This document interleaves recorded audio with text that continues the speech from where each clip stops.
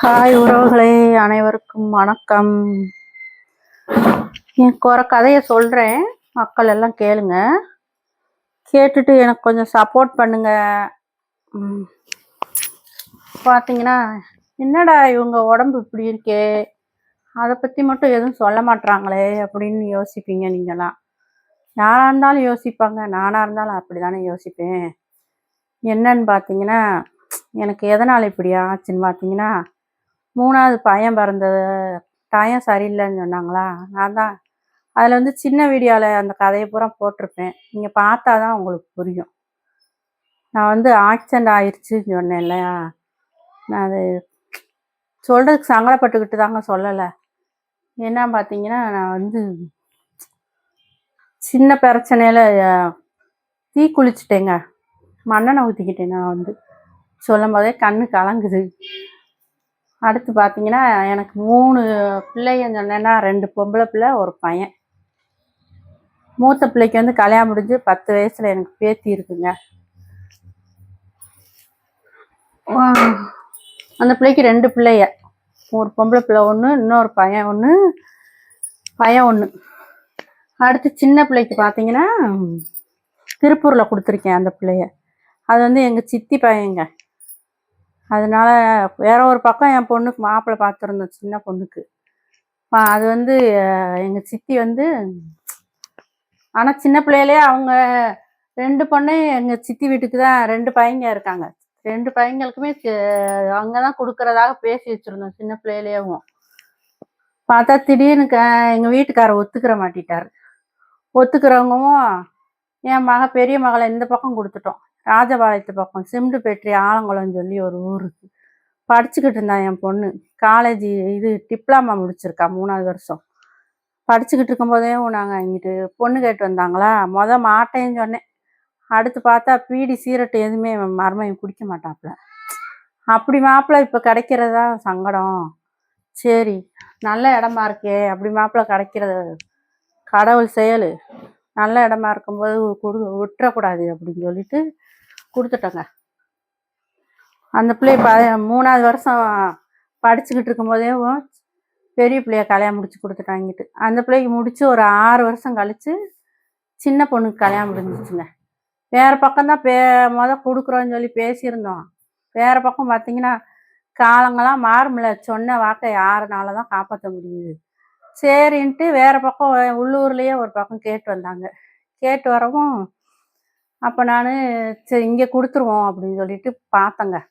பார்க்கவும் என் பொண்ணு என்ன பண்ணிடுச்சு, இங்கே உள்ளூரில் பார்த்த மாப்பிள்ளைக்கு சம்மதிக்க மாட்டேடுச்சு.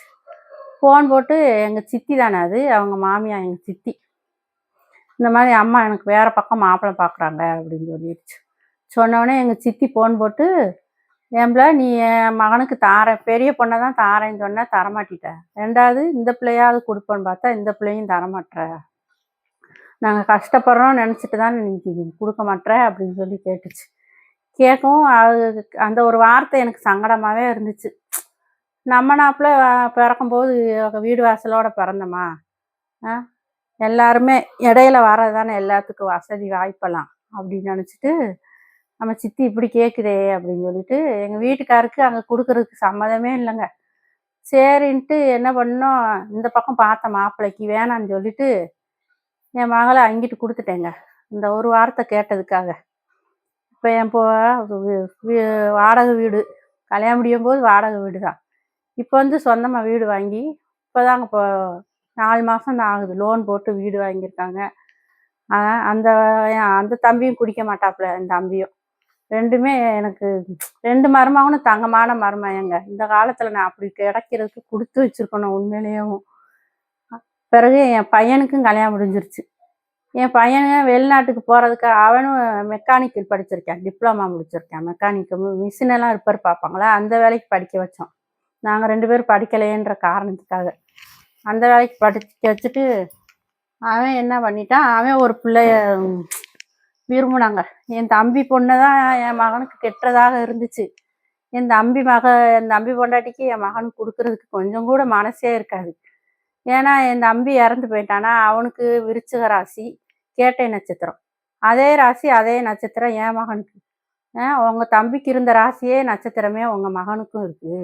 அதனால என் மகள உங்க மகனுக்கு நான் தரமாட்டேன். இப்படியே சொல்லுவாங்க. அவ சொன்ன மாதிரியே நடந்து போச்சு. என் தம்பி என் மகன் இருந்துட்டு, நானும் சரி நம்ம தம்பியும் இல்ல. நம்ம தம்பி பிள்ளைய வேற பக்கம் குடுத்தா அவங்க எப்படி பார்ப்பாங்களோ? நம்மலாம் அடிச்சாலும் பிடிச்சாலும் சொந்தமா போயிருமேன்னு நான் நினச்சுக்கிட்டு இருந்தேங்க. அந்த பிள்ளை இப்படி மனசுக்குள்ள வச்சுக்கிட்டு தரமாட்டேன் தரமாட்டேன் வாய்க்கு பேச்சுக்கும் தரமாட்டேன்னே சொல்லும். அது மாதிரியே ஆகிப்போச்சுங்க. சரின்ட்டு என் மகன் வேற ஒரு பிள்ளைய லவ் பண்ணிட்டான். அந்த பிள்ளைய தான் நான் கல்யாணம் முடிப்பேன் அப்படின்னு சொல்லிட்டாங்க. சரின்ட்டு பிறகு என்ன பண்ணேன், அப்புறம் விரும்பின மாதிரி நம்மளும் விருப்பப்பட்டு தானே கல்யாணம் முடிச்சுக்கிட்டோம். சரி நம்ம பையனுக்கும் அது மாதிரியே முடிச்சு கொடுத்துருவோம். அந்த பிள்ளை விரும்பின பிள்ளையே கொடுத்துருவோன்ட்டு பரவாயில்லன்னு ஏற்றுக்கிட்டேங்க. இப்போ கடவுள் புண்ணியத்தில் என் பிள்ளைக்கு கடவுள் நல்ல வாழ்க்கை கொடுத்துருக்காருங்க. கடவுள் அவருக்கு தான் நன்றி சொல்லணும். நான் பட்ட கஷ்டத்துக்கெல்லாம் என் பிள்ளைய நல்லா இருக்குதுங்க. இது போதுங்க எனக்கு. நான் அடுத்த கதையில் சொல்கிறேன்.